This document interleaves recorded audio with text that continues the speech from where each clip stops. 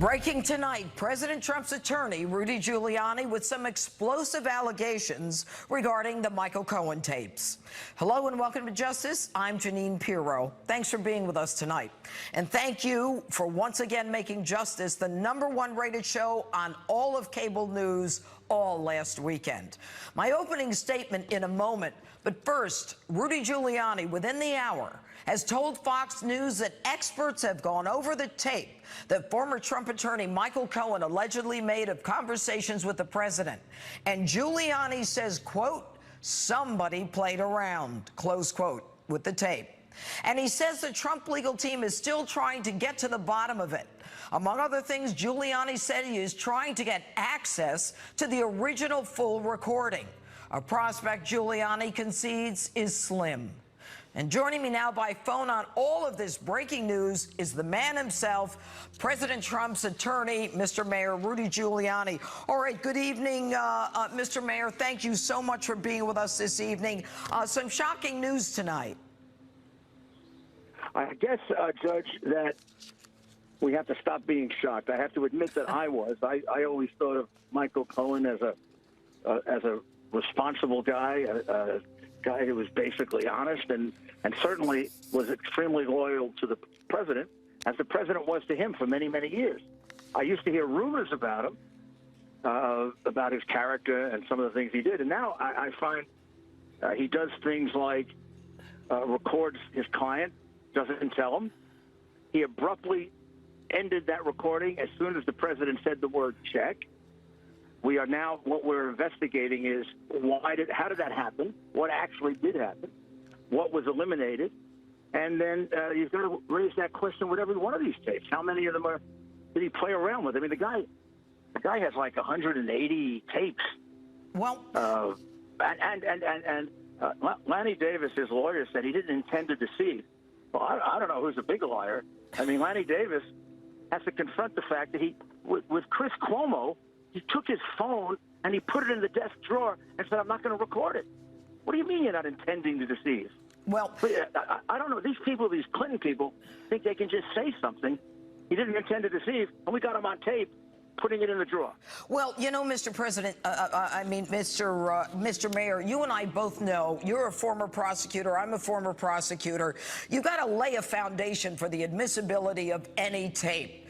And what struck me the first time I heard the tape, and we'll get to how CNN got it in a moment, was you have to, number one, make sure that it's admissible in evidence if it's recorded with the permission of one of the parties. And it was, because Michael Cohen recorded it. It was unethical because he's the lawyer, but that's another issue. Then we have to lay a proper foundation. Anyone listening to that tape knows that all of a sudden it's cut off, it's garbled at a crucial period of time when the president seems to be saying, no, you make a check out. We don't use cash. Yes, and nobody asked any questions about it. You and I both know they cannot tamper with this. But the only way for us to figure out if this is accurate is for you to get the original tape. How are you going to do that?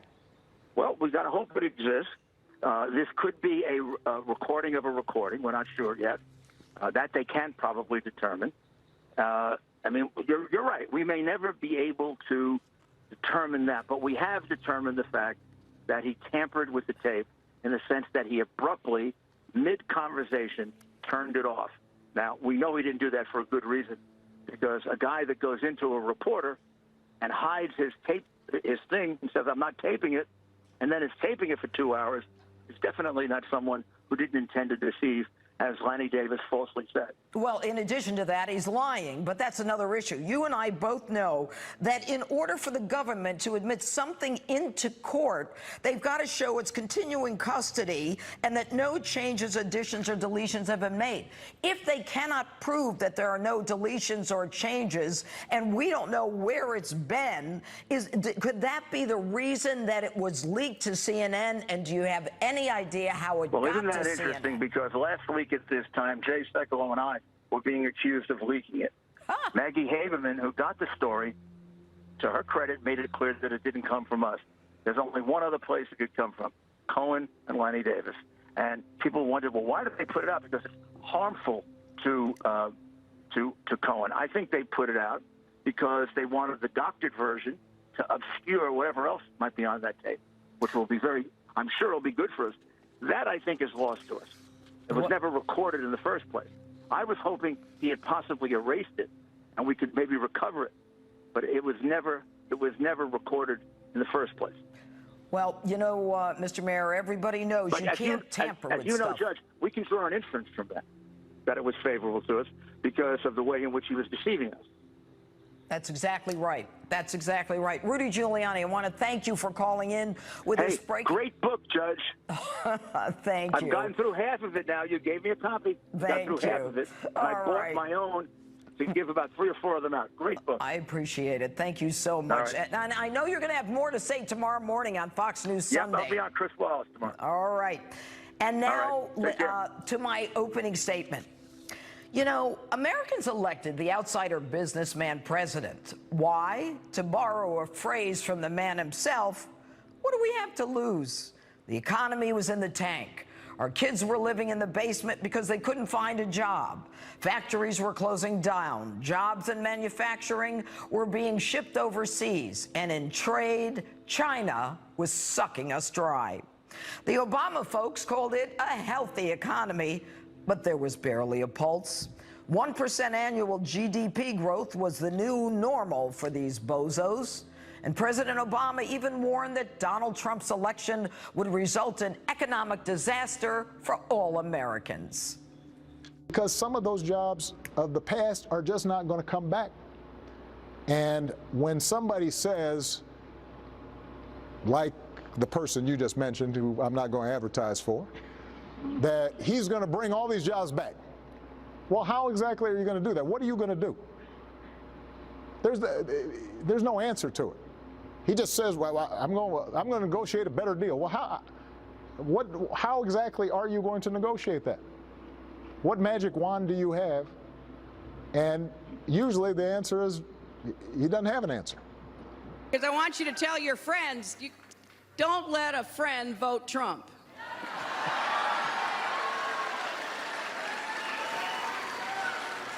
So here's the deal.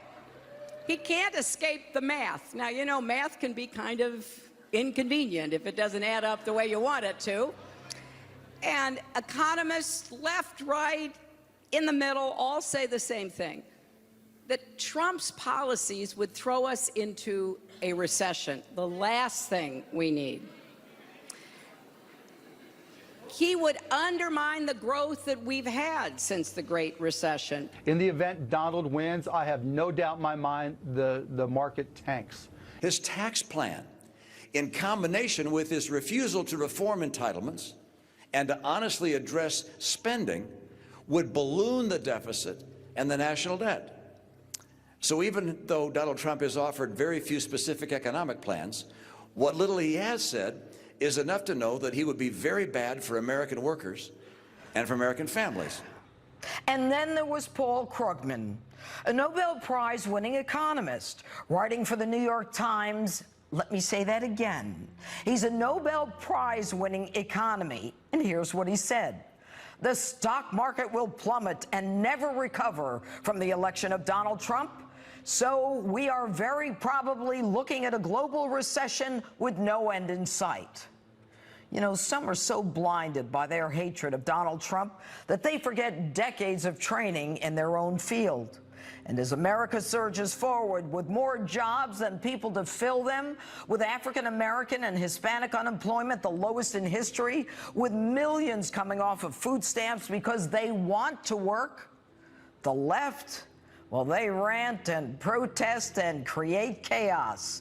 They throw people out of restaurants and off television shows. They even go to church and say that God sent them to destroy Donald Trump. The left doesn't care about our economic success. All they want to do is make noise. But it's nothing more than background noise, white noise. The truth? Nobody's paying attention to them. Donald Trump's numbers continue to increase. His popularity just keeps going up. And after he met with Putin and was accused of everything from collusion to treason, an offense, by the way, punishable by death, his numbers continue to go up. When are they going to realize that their yelling and screaming is nothing but a distraction? Nobody cares. We care about food on the table, paying the rent, the mortgage, paying for kids' clothing for school. But no, they want to talk about whores and porn stars, or about a lawyer who they're squeezing so tight he'll confess to sinking the Titanic. And yet, despite a media focused on a whack-a-mole Trump-Russia collusion nonsense and the haters continuing to hate, the outsider president has thundered forward with his America First agenda. And with a kryptonite-proof aura of invincibility, the 45th outsider president, often working without the support of his own party, has produced a GDP that no one thought possible, 4.1%, and we are on track to hit the highest average growth rate in over 13 years. What do you got to say to that, Barack, Hillary, and all you geniuses? We're flying, folks. This is the America Donald Trump had in mind when he asked us, what do you have to lose? And that's my open. Tell me what you think on my Facebook, Twitter, and Instagram. Hashtag Judge Jeanine. And if you love my opens, you'll love my new book, Liars, Leakers, and Liberals, The Case Against the Anti-Trump Conspiracy. It's a New York Times #1